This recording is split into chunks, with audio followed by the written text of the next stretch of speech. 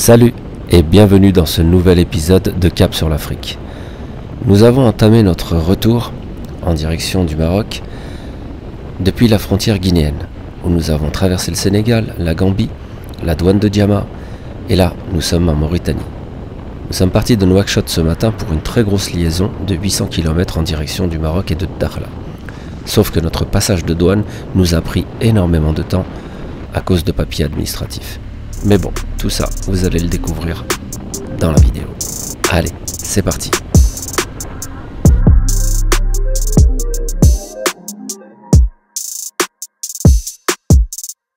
Time's been moving slowly, so we already in too deep. Can't get no sleep on each other, heavy teasing all day, and when the sun sets, you asking me to come through, kick it with you. Night turning to morning dew, then you feel it rushing in, lose control. You don't wanna go slow, for sure. We both already know your place is my place now. My place is your place, let's face it. Baby, you know all the places. Places. My place is your place. My place. Your place is my place. Just face it. No one knows my places like you do. Your places like I do. My place like you do.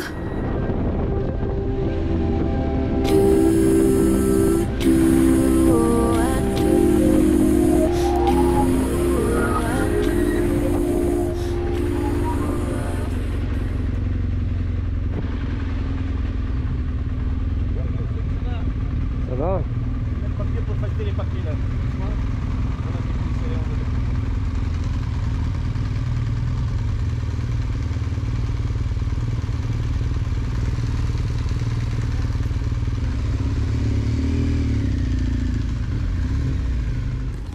Bon bah frontière mauritanienne.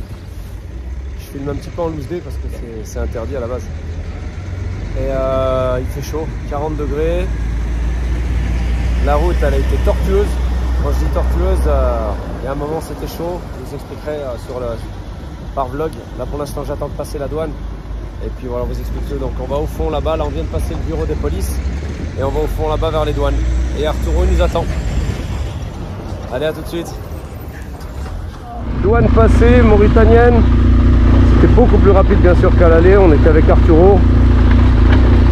Et il y a encore ce fameux petit no man's land là.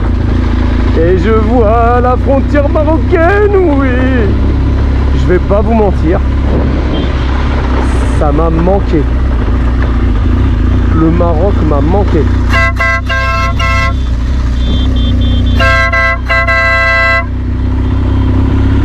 On est content de rentrer, je vous assure que c'est vrai. On est trop content de rentrer au Maroc.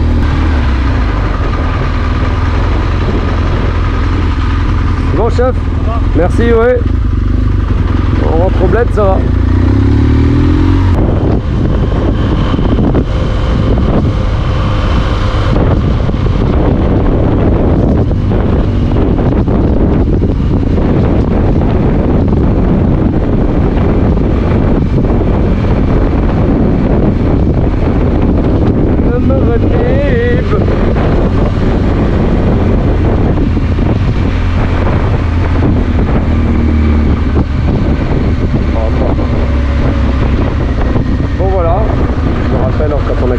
Cet endroit là on était content de passer la douane.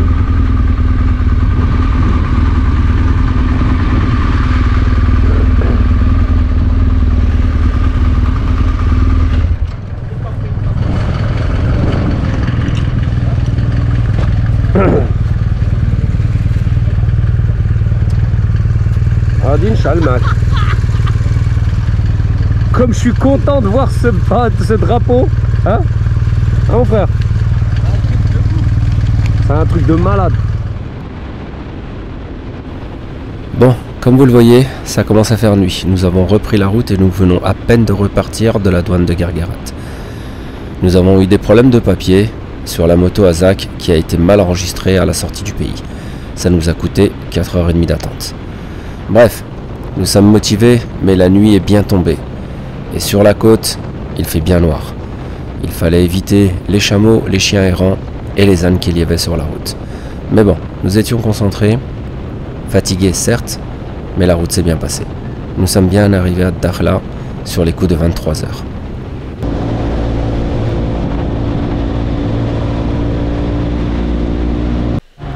Enfin, nous arrivons sur Dakhla. On ne va pas vous mentir, on est fracassé par cette journée liaison de 800 km. Avec plusieurs douanes passées et du temps perdu. Mais bon, nous sommes arrivés, c'est le plus important. Nous allons faire une bonne nuit de sommeil chez de la famille qui nous attend. Allez, à demain.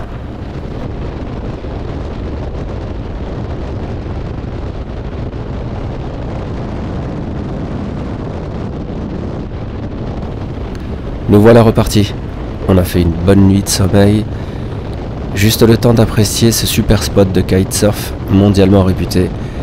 Et nous voilà la tête dans le guidon en direction de l'Aïeul. Ça va nous prendre une bonne journée et nous arriverons encore une fois de nuit.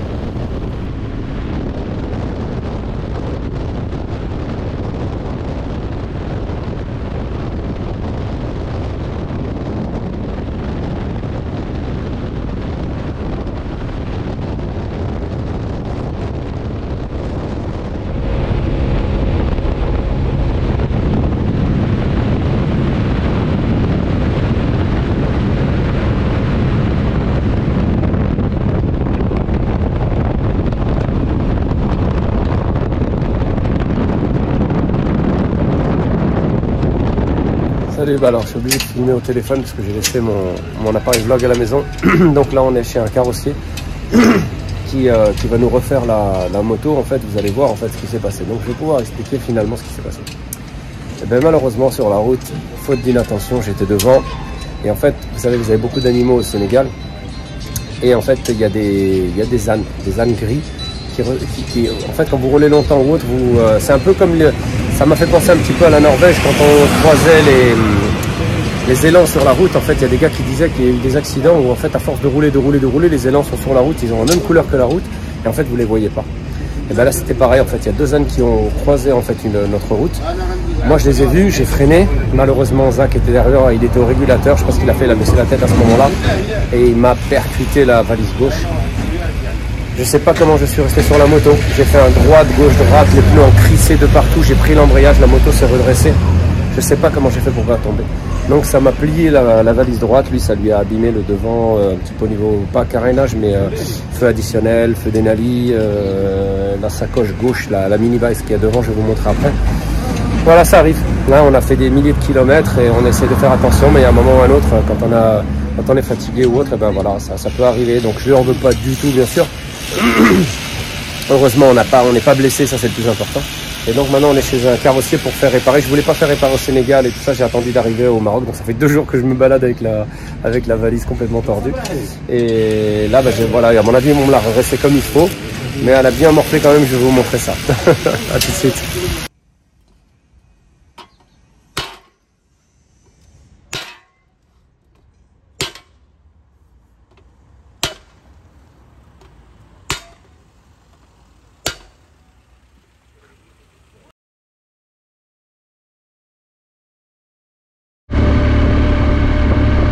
Bon, je pense que vous avez presque reconnu le lieu. On est au départ de l'Aïeul, donc je vous explique un petit peu. Hier j'ai pas vlogué, on a roulé pas mal de route. On est sorti assez tard de Dakhla à 5h, 5h30 pour arriver ici à minuit. On est arrivé chez de la famille et donc là on repart ce matin. Il est quelle heure? Il est 9h moins 10, hein. On a tardé un petit peu. On a 630 km aujourd'hui pour arriver à Gadir. C'est impératif pour que je puisse gagner un petit peu de temps pour ma remontée sur Tanger. On se sépare demain à avec Zakaria à Agadir. Là on va dormir dans un endroit chez un pote en bord de mer. Ça va être sympa, moi j'espère qu'il a de la place. Et ce soir c'est match. Ce soir on a un match. Donc au moment où vous allez voir cette vidéo, bien sûr sera déjà dépassé. Mais il y a match Maroc-France, gros match. Et à mon avis il va y avoir de l'ambiance au Maroc. Donc c'est sympa de vivre ça aussi ici. Alors je vous explique même pas si le Maroc gagne. Donc voilà, direction Agadir, 630 km, belle journée de roulage et on espère arriver au moins sur les coups de 18h-19h. 18h-19h pour pouvoir profiter du match. Allez, c'est parti, à plus tard.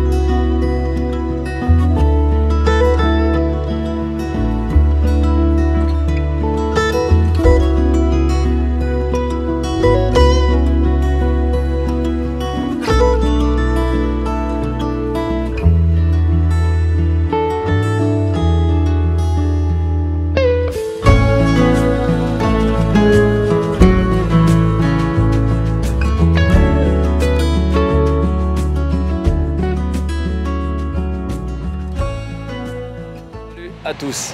Bon, on a passé une super journée, on a vraiment beaucoup roulé. Pour notre remontée, ça fait maintenant 4 jours qu'on est sur la route depuis la frontière guinéenne. Il s'est passé plein de choses, On a pris beaucoup de retard sur la route, on est arrivé à 2 endroits différents au Maroc, de nuit, à 11h minuit, bref. On a fait un petit peu les fous sur la route, mais bon, c'est comme ça. Quand je dis les fous, c'est pas les fous, c'est qu'on n'aurait pas dû arriver de nuit sur des routes comme ça, tortueuses.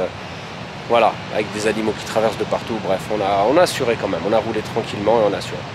Alors, je voulais faire une surprise à mon ami Zakaria, je voulais l'emmener au Green Wave Ecolodge. C'est tenu par mon ami Mehdi, avec qui on a grandi. J'ai grandi avec son frère, je me suis entraîné au taekwondo avec son frère qui est actuellement sur Paris. Et lui, Mehdi, donc il a décidé de rester au Maroc et de s'investir. Et il nous a fait une pépite. Et cette pépite s'appelle le Green Wave Ecolodge, je me répète, mais c'est une adresse où il faut que vous veniez. Si vous vous arrêtez au Maroc, vous descendez au sud d'Agadir, à peu près à 60 bornes, je crois que c'est 1h30, entre Mirleft et Aglou. Voilà. Donc retenez cette adresse, vous venez de la part d'Hassan, ça me ferait très plaisir que vous puissiez vous présenter de ma part. Et vous allez voir, vous allez déconnecter, vous allez sur la plage, c'est en face, regardez derrière moi, c'est simple. D'accord, on est à 100 mètres de la mer, de la plage. Vous pouvez faire du cheval, vous pouvez faire du quad, vous pouvez faire du parapente dans les montagnes là-haut. Vous pouvez faire plein de choses. Les pêcheurs sont à peine à quelques kilomètres à côté. C'est un endroit où on déconnecte, réellement. Réellement, j'adore cet endroit. Alors je vais vous faire le tour un petit peu et vous montrer un petit peu les lieux. Allez, c'est parti! qu'on commence par la descente par la mer, là, donc qui nettoie la plage et tout ça, c'est devenu vraiment nickel, nickel, nickel. Vous avez un accès privé en fait à la mer. Ici on a l'endroit pour le soir, pour les soirées de feu, autour du feu. C'est un endroit qu'ils ont vraiment bien travaillé, j'aime beaucoup cet endroit là. J'espère que ce soir ils vont nous en faire un. Et ça se présente comme ça, donc là vous avez les bungalows qui sont comme ça. Vous avez là-bas un appartement qui peut recevoir je crois une famille avec 2 chambres ou 3 chambres avec salon et tout ça. Et le reste en fait des bungalows c'est grand lit double avec salle de bain, table, canapé, bref c'est très correct. Quand j'étais venu la dernière fois il n'y avait pas la piscine. Donc la piscine elle est aussi très correcte, il y a de quoi faire, on peut s'amuser. Et vous voyez ça continue là-bas, vous avez des petits bungalows comme ça. Donc je vais vous montrer après l'intérieur. A tout de suite. Oh, j'ai l'impression que ça pleut. Voilà, c'est bizarre. Bon, je vais vous montrer, donc on a le restaurant là-bas. D'autres bungalows ici. Ce qui est bien, c'est qu'il n'y a pas beaucoup de bungalows en fait, et ça fait que c'est très familial. Là vous avez le restaurant. Là vous avez donc des endroits où vous pouvez vous détendre et autres. Là il y a des réceptions, il y a des soirées DJ, des orchestres, des groupes marocains. Ils font des grillades. C'est excellent. Et ça c'est des genres de petites salles de réception en fait pour faire la fête. Et voilà, ici il se passe des fêtes de ouf ici, j'ai vu. Voilà, donc le restaurant, regardez comme c'est cosy, regardez comme c'est bien travaillé. Bon, franchement c'est au niveau déco, au niveau... ils y ont mis du cœur, vous voyez ce que je veux dire? C'est ça que j'aime bien, c'est accueillant, on y est bien, c'est confortable. Non franchement c'est toujours un endroit, ça n'a pas changé, c'est authentique et ça j'aime beaucoup avec les baies vitrées qui donnent directement sur la mer. Voilà. Le bar. Ça va Reda? Ça va? C'est un plaisir, vraiment c'est un plaisir de revenir ici. Vraiment un plaisir. Là on a le bureau du chef, ici. Puis les motos sont derrière et puis vous voyez ça donne sur les montagnes. Voilà, les motos sont là. Et là-haut, tout là-haut, j'expliquais, vous pouvez faire donc du quad, vous pouvez faire du cheval ou autre. Et là-haut, il y a un petit hôtel, je ne sais pas si vous arrivez à voir, c'est à cet endroit-là, on va y arriver, ici, là. Il y a des départs de parapente en fait, beaucoup de personnes viennent faire du parapente, ça c'est excellent. Il y a un hôtel là-haut, on peut prendre son petit déj, on peut manger, c'est excellent. Alors je vais vous emmener maintenant voir ma chambre, ça pleut, j'hallucine, ça flotte. Je sais pas que ça pleuve demain. Ouais, je continue, je vous emmène. Donc n'hésitez pas, c'est très familial. Vous venez de la part de Hassan, de moi-même, et vous demandez le Green Wave, au Green Wave Écolage, vous demandez Mehdi, c'est le patron, s'il n'est pas là, vous demandez Tofer ou Reda, c'est ceux qui s'occupent actuellement de l'endroit. Regardez ici, je vais vous montrer ça. On a les transats. Les transats. Voilà, je suis perdu moi. Les hamacs. Donc regardez, ça c'est l'entrée de ma petite chambre. Avec les 2 sièges et la table ce soir, vous savez vous êtes tranquille ici là. Et là voici ma chambre, donc vous avez un petit endroit qui fait office de salon avec 2 canapés, ne faites pas attention au bordel. Un bon lit, un genre de là où vous mettez vos affaires, vos valises. Et je trouve quand même au niveau déco, regardez la petite salle de bain bien sympathique. Bon, pas le truc bleu, c'est à moi. Mais vous voyez, je trouve qu'il y a du cœur, c'est vraiment bien travaillé. Donc la douche. Voilà, donc simple hein, les chambres, mais franchement bien travaillé, propre, très propre. Et voilà, c'est très agréable. Et voilà. Donc là, c'est ce qu'on voit en fait. En gros, vous êtes là le lendemain matin, c'est ce que vous voyez de votre lit. La mer. Donc voilà, je vous ai fait le tour maintenant du Green Wave. Ça me tenait à cœur de vous montrer cet endroit-là parce que c'est vraiment un endroit magnifique. Et n'hésitez pas, je vous ai dit, à vous arrêter entre Aglou et Merelluft au sud d'Agadir à une 60aine de bornes. Et vous vous arrêtez au Green Wave Écolage. Donc je vous salue tous et à tout bientôt. Ce soir c'est match et on va se régaler, un restaurant de ouf. On va s'amuser, ça va être super. Allez, à plus. Alors voilà, on quitte le Green Wave Écolage avec regret. Je serais bien resté quelques jours. Franchement c'est top, c'est apaisant. Une journée c'est trop court. Un endroit magnifique, vraiment je me régale à venir toujours à cet endroit-là. Mais on reviendra avec la famille, avec des amis, avec des motards. On reviendra.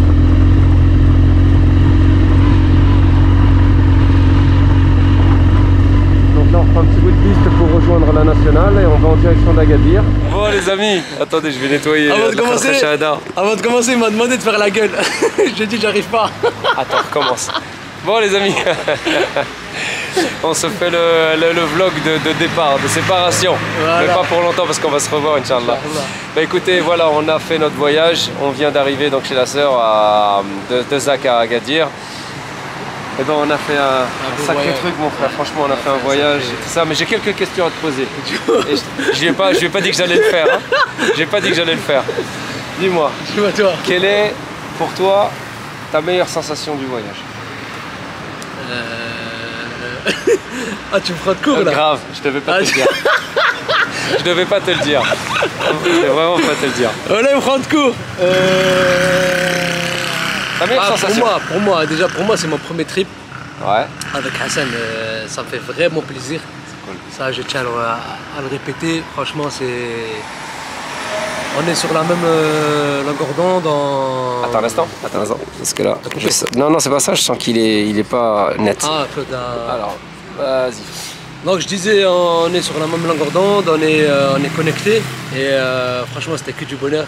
On a bien rigolé. On a vraiment bien rigolé. Et voilà, les sensations c'est juste magnifique de passer d'un pays à un autre.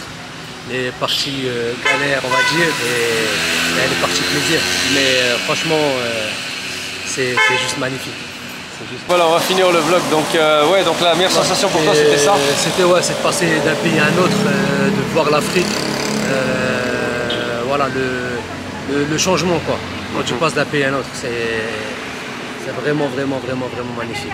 Quel a été le moment où tu as, comment dire, allez, on va dire le moment le plus mauvais en gros, même si on n'a pas eu des gros trucs, mais un moment qui... Où ça m'a saoulé? Ouais. C'est juste les routes, c'est juste au niveau des routes. Moi, les routes elles m'ont saoulé. Surtout les douanes, tous les kilomètres quasiment. Tu roules C'est plus. vrai, Quoi. c'est un truc de folie, c'est même abusé, il y en a de partout. Et puis c'est pas des dodanes comme chez nous, vous voyez le petit truc où vous faites bleups comme ça. C'est une marche carrée. C'est un mur. C'est impressionnant. Voilà, c'est un mur. Et puis bon, on va parler des trous sur la route. On a défoncé les motos. C'est la Mauritanie. Les routes, c'est juste impressionnant. On avait vraiment pas mal de soucis à rouler. Normalement, on faisait du zigzag tout le long et tout ça. Ouais, c'est ton meilleur moment Mon meilleur du moment voyage? Mon meilleur moment. Il y en a plein. Vraiment, celui qui t'a marqué durant ce voyage, où tu t'es senti le mieux, ou un truc que tu aurais vu. Sur la moto avec les paysages. Paysage, hein? Les paysages ils sont... Quand tu sens que tu es en Afrique en fait. Ouais. Les terres rouges, c'est là que... quand on était au milieu de nulle part, c'est là que c'était quelque chose quoi. J'ai une autre question. Dis-moi. On repart quand? Bientôt, Inch'Allah. Bientôt, Inch'Allah. Bientôt. Inch'Allah. Et on sait où on va. Inch'Allah. On sait où on va. On va essayer de préparer ça, Inch'Allah. Non, alors donc moi si je peux en dire une, moi je me suis régalé, j'avais pas de doute sur le fait qu'on s'entende et autres, parce que c'est pas évident de partir loin et j'ai eu beaucoup de déconvenances en fait suivant les voyages. Et là je peux confirmer que je te valide. Ouais. Je te valide pour les voyages parce qu'on a franchement le même état d'esprit, on rigole tout le temps, on n'a jamais eu un moment d'un truc qu'il voulait faire et moi non, on a toujours été d'accord sur ce qu'on voulait faire. Pas de prise de tête, on était vraiment, pour moi tout a roulé, tout était cool, tout était simple, il n'y a aucun moment de tension ou quoi que ce soit, non, même dans nos galères. Maintenant on peut vous expliquer quand même quelque chose parce qu'il s'est passé quelque chose que vous ne savez pas. Parce que j'ai dit, Zach sur les vlogs avant, j'ai expliqué mais j'ai pas expliqué tout. J'ai pas expliqué du tout ce qui s'était passé. Exactement. Donc monsieur en fait, en moto, il est amoureux de moi. Je vais vous expliquer pourquoi. Parce qu'il est toujours en train de se rapprocher de moi et toujours en train de me toucher avec la moto. Donc du coup ça a été le premier coup, ça a été des coups de valise. Après il s'arrête à côté de moi, il tombait, je tombais. Alors c'était marrant, on tombait comme des dominos. Et puis après il me touchait derrière, il me touchait avec le pneu. Et à un moment il m'a touché, il m'a fait un gros bisou. Avant d'arriver à... À Kaolack c'était? À Kaolack. À Kaolack, ouais. Avant d'arriver à Kaolack, en fait ce qui s'est passé c'est que Hassan était devant moi, on était quoi, il nous restait peut-être 2 km. Ouais, même pas. Et au moment que je mets le régule pour me caler, j'ai regardé moi le compteur, Hassan était devant. En fait, on était sur une double voie. Une double voie. Et en fait j'avançais, j'étais quand même à une centaine de kilomètres/h. Et en fait, j'ai été surpris, vous savez, il y a les ânes et les animaux, les ânes ont la même couleur que la terre et que le bitume. Ouais, exactement, ouais. Du coup, ça m'a surpris, qu'est-ce que je fais? Moi, j'essaie de m'écarter, mais je freine. Et là, j'ai un moment où je tourne la tête dans le rétroviseur et je le vois arriver, mais alors pleine balle sur moi. J'ai dit là, je serre tout. Il m'a tapé en fait sur la valise de droite, il me l'a plié en 4 à droite. Lui, il est passé tout droit. Moi, j'ai fait droite, gauche, droite en glissant dans tous les sens. Je sais même pas comment je suis resté sur la moto. Mais bon, heureusement, grâce à Dieu, on est resté sur nos roues. Et puis, il y a eu juste du matériel. Donc, la valise était complètement pliée. On a tenté de la faire redresser en fait là-bas en Mauritanie, mais comme il comprenait rien ce qu'on voulait. Il m'a dit laisse tomber, on laisse ça pour le Maroc. Ça fait que j'ai roulé pendant 2 jours avec une valise complètement de travers. Je l'ai même pas ouverte hein, la valise. Et du coup il se passe quoi? On parle de Nouakchott, bim, il se fait shooter par un 4x4, pareil, la même valise. J'ai dit tu veux me ressembler toi? Donc on avait les deux, la valise avec le cul de travers. Les deux, on avait la valise pareille. On s'est dit on attend le Maroc pour les refaire. Alors du coup ils nous ont fait un boulot. Je vous mettrai les photos. On a fait ça à Dakhla. Ouais. On allait chez mon cousin, on allait à Dakhla et franchement on est tombé sur des gars. Génial. Ils ont des mains en or. Ils ont fait ça, mais comme meuf, pour rien du tout, même pas pour 20 €. Franchement, c'est. Je l'ai envoyé au patron de Lone Rider les photos, il m'a dit mais laisse tomber les Marocains, laisse tomber. Ils m'ont remis à 9. Bon bref voilà le jus de déconvenance, le premier accident vraiment, puis moi ça m'a emmerdé de le voir lui tomber sur un taxi à cause d'un 4x4 qui a même pas reconnu ses torts. On s'est franchement énervé avec lui.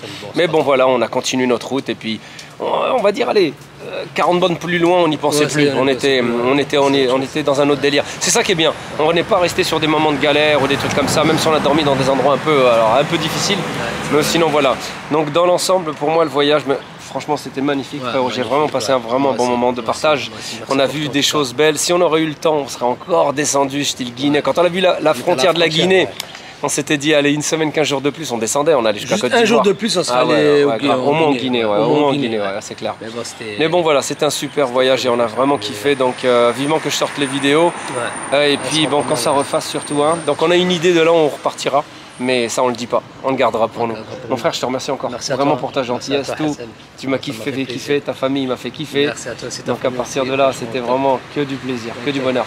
On vous dit à la prochaine vidéo. Moi je continuerai un petit peu les vlogs parce que jusqu'à Tanger je vais prendre le bateau. Je vais dormir 72 heures dans le bateau. Je vais dormir 72 heures.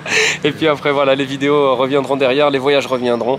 Et puis j'espère que vous aurez kiffé avec nous. Allez, on vous embrasse tous. A plus, mon frère, merci. Merci à toi. Yallah frérot, merci à toi. Yallah, frère Salama.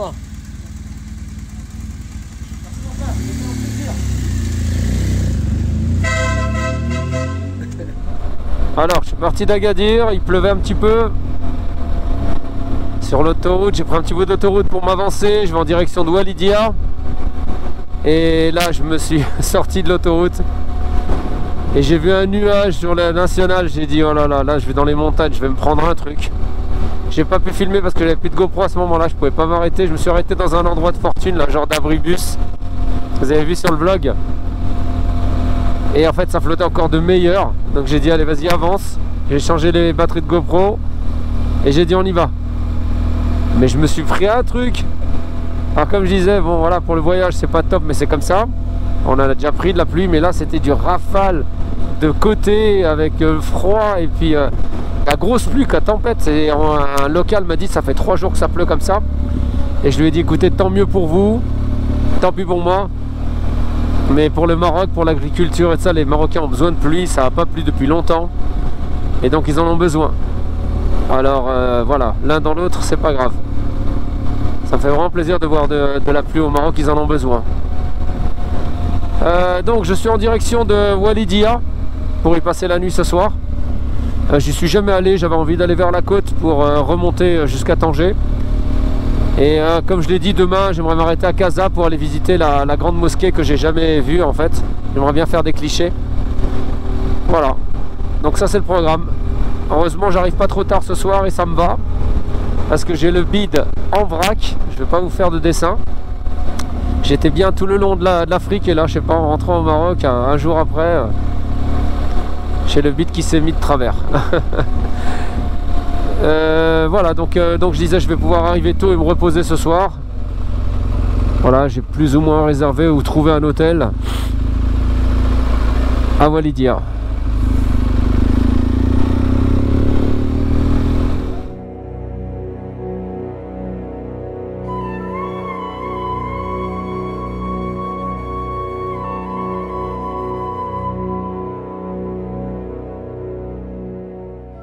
Salut à tous. Après le vlog de départ avec Zakaria, je crois que le sort est tombé sur moi. Je l'ai quitté à Agadir, il y a eu un petit peu de flotte. Et après ça allait sur... J'ai pris un petit bout d'autoroute pour aller en direction de Chichawa. Et regardez où je suis, vous allez halluciner en fait. Regardez la moto, ouais. Je me suis arrêté dans un genre d'abri, je sais pas si c'était un ancien abri de bus ou autre. Mais il pleuvait, j'ai vu un nuage noir au loin, j'ai dit celui-là je vais me le prendre, je vais vous le montrer. Et je me suis dit je vais me le taper. Mais il y avait du vent de rafale, le froid, plus la pluie, j'ai dit allez, faut que je m'arrête, je vous montre. Regardez où je suis arrêté. C'est insolite l'endroit, n'empêche. J'ai mis la moto là. Et c'est un genre de désert, tout ça. Et le nuage, vous voyez, c'est ce nuage noir là-bas au loin, avec celui-là là-bas. Mais je me les suis tapés, mais correct. En même temps, c'est beau, c'est que des champs en fait. Il n'y a rien, mais c'est que des champs. Puis voilà, la moto elle est là. J'ai dit, allez, je m'arrête. Il y a un monsieur avec une mobilette qui s'est arrêté aussi derrière. Le temps que ça se calme, parce que franchement, on a eu une genre de tempête. Voilà, bah écoutez, je suis en direction de Chichawa. Et non, je viens de passer Chichawa, je suis en direction de Walidia. J'étais jamais allé sur la côte en fait pour aller voir tout ça. Et j'ai dit tiens, je vais prendre cette route là pour aller en direction de Casablanca, parce qu'à Casa en fait, je n'aime pas m'arrêter dans les grandes villes, vous voyez, même Casa ou autre. Mais en fait, j'avais vraiment envie d'aller voir la grande mosquée, je ne l'ai jamais vue. Et sachez qu'en fait, cette grande mosquée, elle s'est construite au moment où j'habitais encore au Maroc avec mes parents, paix à leur âme. Et je l'ai vu se construire, mais par le biais de la télévision, et je ne l'ai jamais vu en vrai. Donc j'ai décidé d'y aller, de m'arrêter pour aller faire des clichés, des photos dans cette grande mosquée. Voilà, et je vais la visiter aussi. Voilà. A plus. Allez, je vais essayer de continuer là, parce que la tempête, elle m'a bien séché. A plus.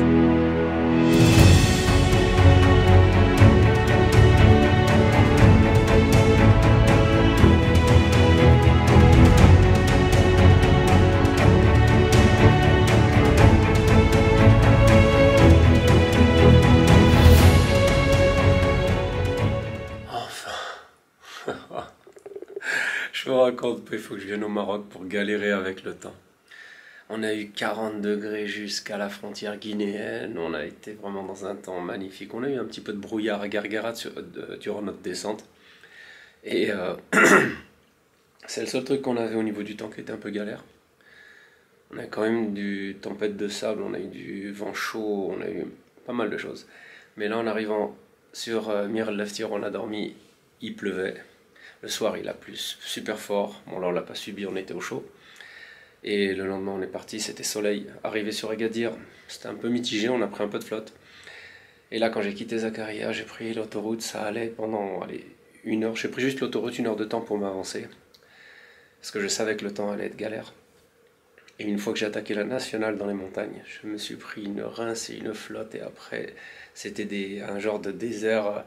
de plein de champs autour. Vous avez vu là où je me suis arrêté dans l'abri, j'ai pris 2h30 de flotte, mais comme il faut. Je suis trempe de partout. Bon là ça va, je me suis posé, j'ai pris ma douche, j'attendais juste une douche chaude, mais franchement ça a été galère au niveau de la route. En plus il y avait un vent de côté, mais pas frontal, hein, vous voyez ce que je veux dire, latéral, impressionnant, plus la pluie. Je me suis dit j'ai l'impression que la moto va perdre l'avant. Bref, les mecs, ils me regardaient à passer en moto, ils étaient complètement fous, les camions, ils me klaxonnaient et tout ça. Bref, ici, ils doivent pas avoir l'habitude de ça. Il n'y a qu'un seul fou. Et je suis arrivé à l'hôtel où j'ai réservé, le mec m'a dit, t'es tout seul sous la pluie. Il m'a dit, il n'y a personne à l'hôtel, les gens sortent pas en fait, donc t'es tranquille ce soir. Donc j'ai pris une chambre sympa, j'ai vu sur la mer derrière. Et je suis donc à Walidia, j'étais jamais venu ici et j'ai décidé de prendre la côte pour remonter jusqu'à Casablanca, aller faire des photos avec devant la grande mosquée que j'ai jamais vue et remonter Rabat, Tanger tranquillement sur 2 jours. Voilà, donc aujourd'hui c'était les séparations comme vous avez vu avec Zakaria. Ça me fait bizarre, je le cherche partout dans le rétroviseur. Et ça a été juste un bonheur de rouler avec lui, je le dis encore. Merci mon frère, tu m'as vraiment fait kiffer. Je sais que je t'ai fait kiffer aussi, c'est ce que tu dis. Le fait d'être partis ensemble, il n'avait jamais fait de grands voyages. Et là, franchement, il est rodé. C'est un mec qui roule très très bien et qui a un super état d'esprit, je le répète. Voilà, je dis ça pour lui dans ma vidéo, mais je suis très content d'avoir fait ce voyage-là et très fier de lui et de sa famille qui a été énormissime. sa famille est en or. Je les ai dans le cœur maintenant, c'est des gens super bien. Voilà, donc Zacharia mon ami, je t'embrasse. Pour le reste, je vais me reposer. Je sais même pas si je vais manger parce que j'ai le bide en vrac. Mais bon, ça c'est un détail. Et je vais essayer quand même de manger un petit bout ce soir, mais je vais surtout me reposer. Il est 19h, je suis arrivé à 18h trempé. Comme je vous ai dit, j'ai pris une bonne douche chaude et là je vais me reposer, travailler un petit peu sur l'ordi et ce soir je vais dormir. J'ai le temps demain, j'ai à peine 250 ou 300 bornes, même pas 250 bornes je crois, pour arriver au-dessus de Casa. Et voilà, je vais aller voir 2-3 copains et puis ça va être sympa. Donc voilà, là aujourd'hui c'est repos. Voilà pour la journée, je vous laisse, bye bye.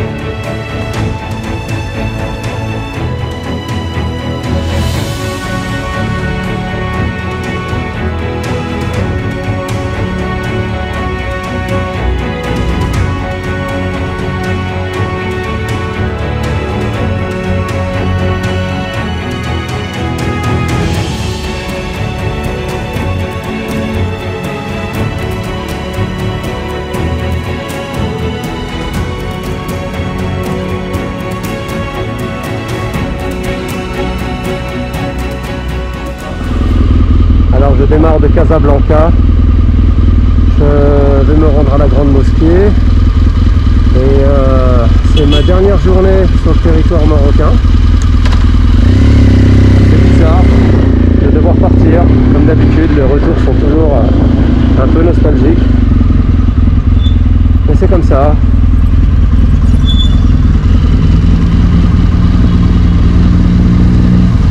Casa va pas me manquer, ça c'est sûr. Mais après le Maroc beaucoup. Là je vais aller voir la Grande Mosquée parce que j'ai vraiment jamais vu cette Grande Mosquée, ça me tient à cœur. Je vais aller faire quelques clichés. Et après je prends la route en direction de Tanger, tranquillement vers la nationale. Je vais peut-être aller rencontrer un groupe de motards pour faire un rassemblement apparemment. Sur Tanger je vais les rencontrer, puis dire au revoir à mes copains qui m'ont accueilli aussi au départ. Donc voilà, allez je vous reprends vers la mosquée. Waouh, waouh, waouh. Oh, la première fois que je la vois. Waouh, elle est magnifique. Imaginez-vous ce sentiment que j'ai en fait. Mon père a participé, comme tous les Marocains, à la construction de cette grande mosquée. En fait, tout le peuple marocain a construit cette mosquée. Donc ça fait bizarre, j'étais ici au Maroc, tout jeune quand ça se construisait, et je ne l'ai jamais vu. Ah, elle est magnifique. Le toit est ouvrant en fait. Le toit s'ouvre, le toit vert juste au-dessus s'ouvre. Ah, elle est magnifique. Elle est vraiment belle.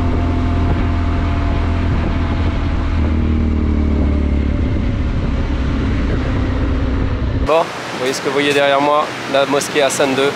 Ça me tenait à cœur, je l'ai dit déjà en GoPro, en fait, ça me tenait à cœur de venir visiter cette mosquée Hassan II, qui en fait a été construite au moment où j'étais encore adolescent et que je vivais au Maroc.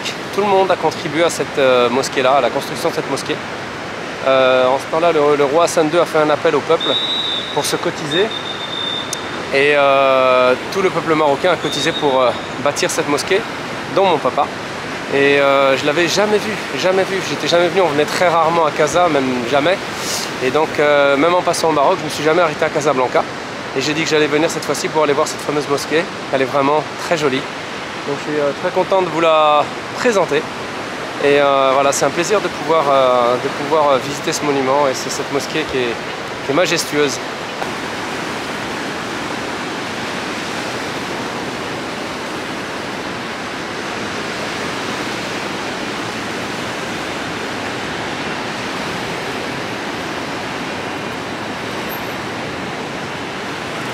Donc elle est vraiment en bord de mer comme vous le voyez, sur la mer même je dirais.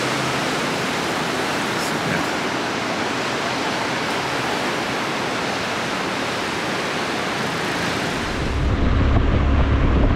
Bon, je viens d'arriver à Rabat. Et là je vais enquiller l'autoroute, sinon je risque d'être en retard ce soir. Je voulais faire un peu de côte. Donc Rabat et autoroute Tanger. Il ne restera 2h30, un peu plus même.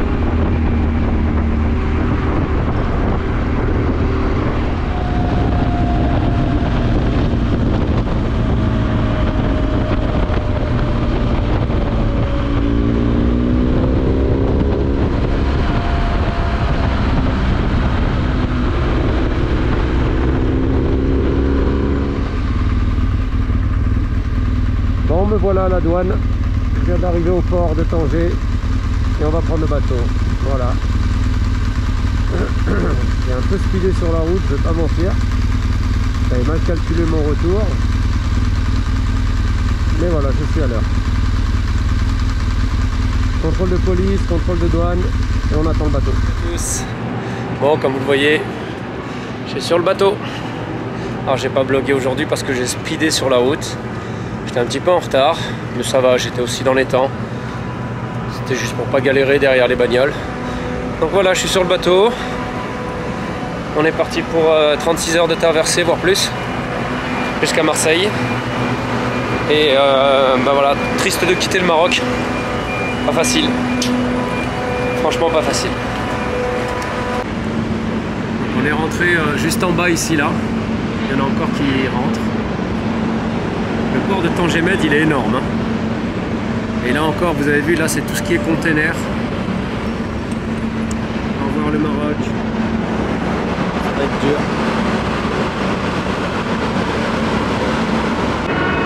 La belle qui est bien attachée. Elle est bien arrimée pour le voyage.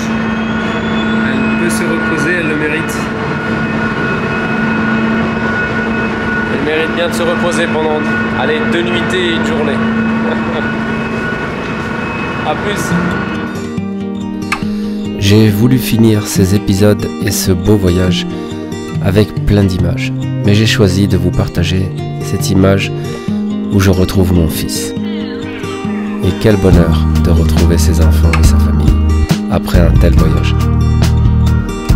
Je vous remercie à tous du fond du cœur de me suivre et je vous donne rendez-vous pour d'autres aventures. Merci encore à vous et à très bientôt. Salut!